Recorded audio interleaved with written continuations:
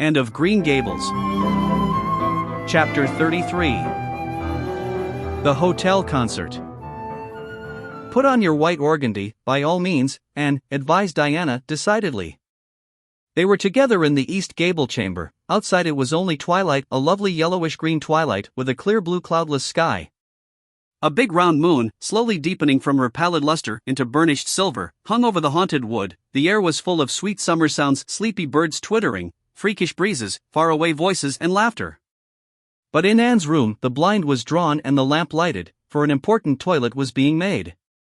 The east gable was a very different place from what it had been on that night 4 years before, when Anne had felt its bareness penetrate to the marrow of her spirit with its inhospitable chill.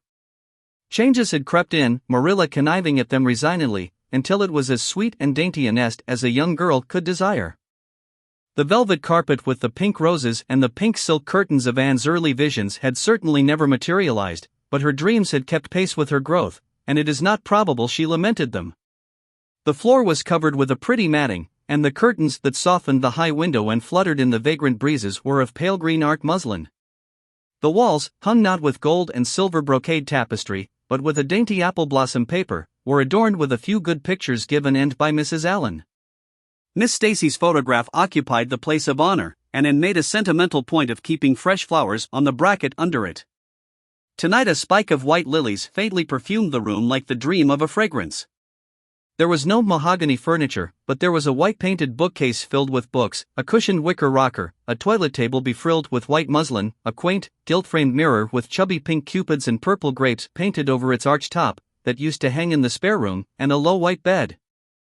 Anne was dressing for a concert at the White Sands Hotel. The guests had got it up in aid of the Charlottetown Hospital, and had hunted out all the available amateur talent in the surrounding districts to help it along. Bertha Sampson and Pearl Clay of the White Sands Baptist Choir had been asked to sing a duet, Milton Clark of Newbridge was to give a violin solo, Winnie Adela Blair of Carmody was to sing a Scotch ballad, and Laura Spencer of Spencervale and Anne Shirley of Avonlea were to recite. As Anne would have said at one time, it was an epoch in her life, and she was deliciously athrilled with the excitement of it. Matthew was in the seventh heaven of gratified pride over the honor conferred on his and Marilla was not far behind, although she would have died rather than admit it, and said she didn't think it was very proper for a lot of young folks to be gaddying over to the hotel without any responsible person with them. Anne and Diana were to drive over with Jane Andrews and her brother Billy in their double-seated buggy, and several other Avonlea girls and boys were going too. There was a party of visitors expected out from town, and after the concert a supper was to be given to the performers. "Do you really think the organdy will be best?" queried Anne anxiously. "I don't think it's as pretty as my blue-flowered muslin, and it certainly isn't so fashionable." "But it suits you ever so much better," said Diana. "It's so soft and frilly and clinging. The muslin is stiff, and makes you look too dressed up. But the organdy seems as if it grew on you." Anne sighed and yielded. Diana was beginning to have a reputation for notable taste in dressing, and her advice on such subjects was much sought after. She was looking very pretty herself on this particular night in a dress of the lovely wild rose pink, from which Anne was forever debarred, but she was not to take any part in the concert, so her appearance was of minor importance. All her pains were bestowed upon Anne, who, she vowed, must, for the credit of Avonlea, be dressed and combed and adorned to the Queen's taste. "Pull out that frill a little more, so, here, let me tie your sash, now for your slippers. I'm going to braid your hair in 2 thick braids, and tie them halfway up with big white bows. No, don't pull out a single curl over your forehead, just have the soft part. There is no way you do your hair suits you so well, and Mrs. Allen says you look like a Madonna when you part it so. I shall fasten this little White House rose just behind your ear. There was just one on my bush, and I saved it for you." "Shall I put my pearl beads on?" asked Anne. "Matthew brought me a string from town last week, and I know he'd like to see them on me." Diana pursed up her lips, put her black head on one side critically, and finally pronounced in favor of the beads, which were thereupon tied around Anne's slim milk-white throat. "There's something so stylish about you, Anne," said Diana, with unenvious admiration. "You hold your head with such an air. I suppose it's your figure. I am just a dumpling. I've always been afraid of it, and now I know it is so. Well, I suppose I shall just have to resign myself to it." "But you have such dimples," said Anne, smiling affectionately into the pretty, vivacious face so near her own. "Lovely dimples, like little dents in cream. I have given up all hope of dimples. My dimple dream will never come true, but so many of my dreams have that I mustn't complain.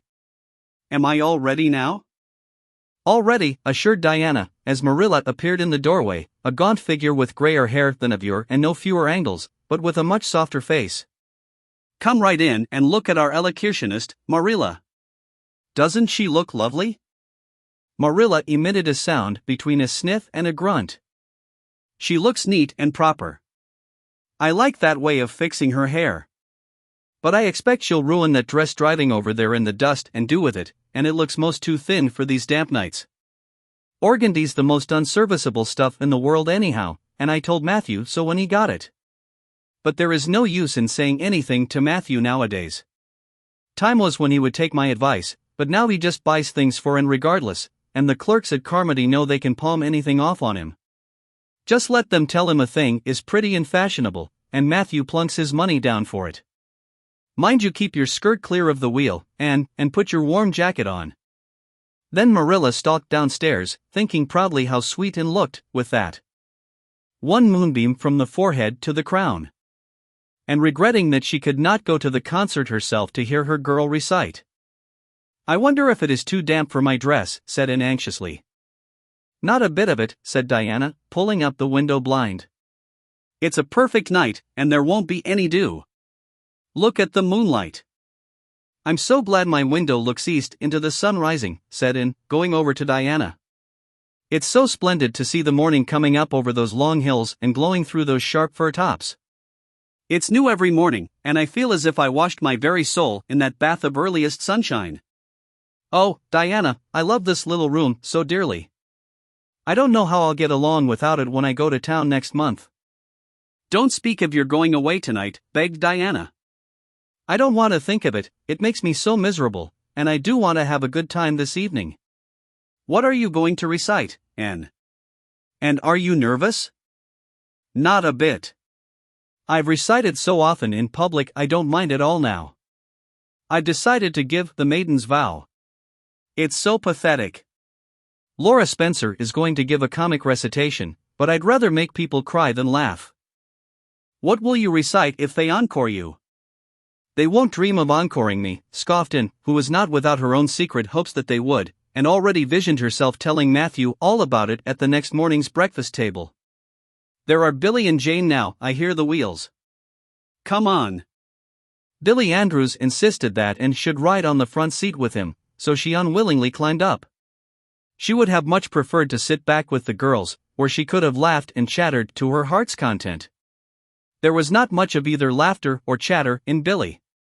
He was a big, fat, stolid youth of 20, with a round, expressionless face and a painful lack of conversational gifts. But he admired Anne immensely, and was puffed up with pride over the prospect of driving to White Sands with that slim, upright figure beside him. And, by dint of talking over her shoulder to the girls and occasionally passing a sop of civility to Billy, who grinned and chuckled and never could think of any reply until it was too late, contrived to enjoy the drive in spite of all. It was a night for enjoyment. The road was full of buggies, all bound for the hotel, and laughter, silver clear, echoed and re-echoed along it. When they reached the hotel it was a blaze of light from top to bottom. They were met by the ladies of the concert committee, one of whom took Anne off to the performers' dressing room, which was filled with the members of a Charlottetown symphony club, among whom Anne felt suddenly shy and frightened and countrified. Her dress, which, in the East Gable, had seemed so dainty and pretty, now seemed simple and plain, too simple and plain, she thought, among all the silks and laces that glistened and rustled around her. What were her pearl beads compared to the diamonds of the big, handsome lady near her? And how poor her one wee white rose must look beside all the hothouse flowers the others wore. Anne laid her hat and jacket away, and shrank miserably into a corner. She wished herself back in the White Room at Green Gables. It was still worse on the platform of the big concert hall of the hotel, where she presently found herself. The electric lights dazzled her eyes, the perfume and hum bewildered her. She wished she were sitting down in the audience with Diana and Jane, who seemed to be having a splendid time away at the back. She was wedged in between a stout lady in pink silk and a tall, scornful-looking girl in a white lace dress. The stout lady occasionally turned her head squarely around and surveyed and through her eyeglasses until Anne, acutely sensitive of being so scrutinized, felt that she must scream aloud, and the white lace girl kept talking audibly to her next neighbor about the country bumpkins and rustic belles in the audience, languidly anticipating such fun from the displays of local talent on the program. And believed that she would hate that white lace girl to the end of life. Unfortunately for Anne, a professional elocutionist was staying at the hotel and had consented to recite. She was a lithe, dark-eyed woman in a wonderful gown of shimmering gray stuff like woven moonbeams, with gems on her neck and in her dark hair. She had a marvelously flexible voice and wonderful power of expression. The audience went wild over her selection. And, forgetting all about herself and her troubles for the time, listened with rapt and shining eyes, but when the recitation ended she suddenly put her hands over her face. She could never get up and recite after that, never. Had she ever thought she could recite? Oh, if she were only back at Green Gables. At this unpropitious moment her name was called. Somehow Anne, who did not notice the rather guilty little start of surprise the white lace girl gave, and would not have understood the subtle compliment implied therein if she had got on her feet and moved dizzily out to the front. She was so pale that Diana and Jane, down in the audience, clasped each other's hands in nervous sympathy. Anne was the victim of an overwhelming attack of stage fright. Often as she had recited in public, she had never before faced such an audience as this, and the sight of it paralyzed her energies completely. Everything was so strange, so brilliant, so bewildering, the rows of ladies in evening dress, the critical faces, the whole atmosphere of wealth and culture about her. Very different this from the plain benches at the debating club, filled with the homely, sympathetic faces of friends and neighbors. These people, she thought, would be merciless critics. Perhaps, like the white lace girl, they anticipated amusement from her rustic efforts. She felt hopelessly, helplessly ashamed and miserable. Her knees trembled, her heart fluttered, a horrible faintness came over her, not a word could she utter, and the next moment she would have fled from the platform despite the humiliation which, she felt, must ever after be her portion if she did so. But suddenly, as her dilated, frightened eyes gazed out over the audience, she saw Gilbert Blythe away at the back of the room, bending forward with a smile on his face, a smile which seemed to Anne at once triumphant and taunting. In reality it was nothing of the kind. Gilbert was merely smiling with appreciation of the whole affair in general and of the effect produced by Anne's slender white form and spiritual face against a background of palms in particular. Josie Pye, whom he had driven over, sat beside him, and her face certainly was both triumphant and taunting. But Anne did not see Josie, and would not have cared if she had. She drew a long breath and flung her head up proudly, courage and determination tingling over her like an electric shock. She would not fail before Gilbert Blythe, he should never be able to laugh at her, never, never. Her fright and nervousness vanished, and she began her recitation, her clear, sweet voice reaching to the farthest corner of the room without a tremor or a break. Self-possession was fully restored to her, and in the reaction from that horrible moment of powerlessness she recited as she had never done before. When she finished there were bursts of honest applause. And, stepping back to her seat, blushing with shyness and delight, found her hand vigorously clasped and shaken by the stout lady in pink silk. "My dear, you did splendidly," she puffed. "I've been crying like a baby, actually I have. They're encoring you, they're bound to have you back." "Oh, I can't go," said Anne confusedly. "But yet, I must, or Matthew will be disappointed.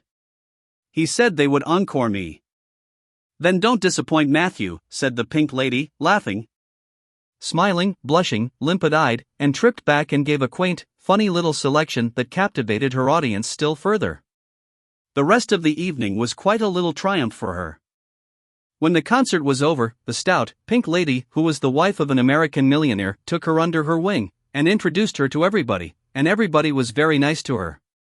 The professional elocutionist, Mrs. Evans, came and chatted with her, telling her that she had a charming voice and interpreted her selections beautifully.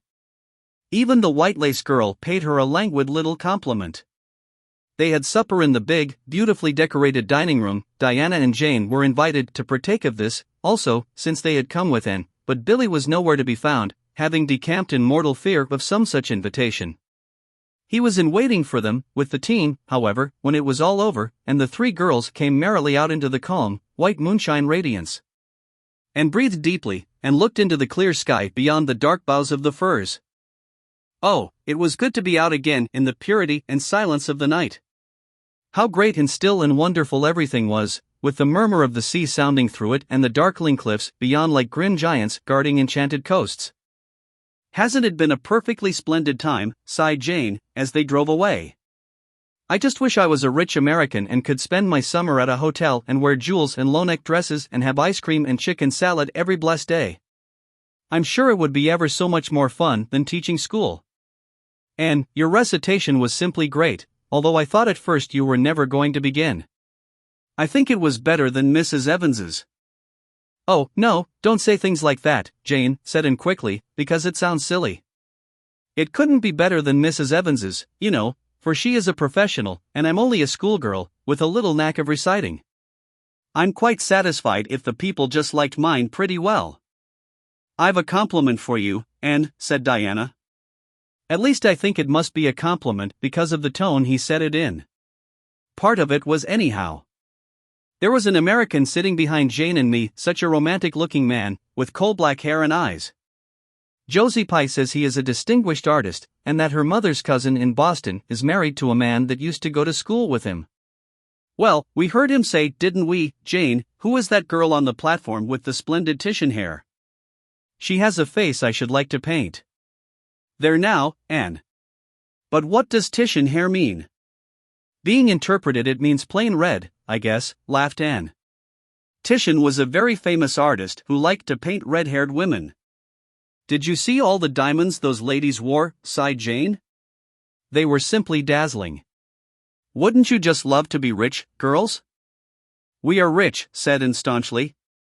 Why, we have 16 years to our credit, and we're happy as queens, and we've all got imaginations, more or less. Look at that sea, girls, all silver and shadow and vision of things not seen. We couldn't enjoy its loveliness any more if we had millions of dollars and ropes of diamonds. You wouldn't change into any of those women if you could. Would you want to be that white lace girl and wear a sour look all your life, as if you'd been born turning up your nose at the world?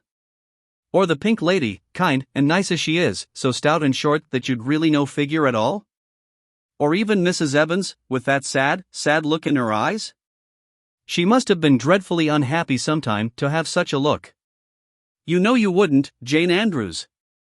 I don't know exactly, said Jane unconvinced. I think diamonds would comfort a person for a good deal.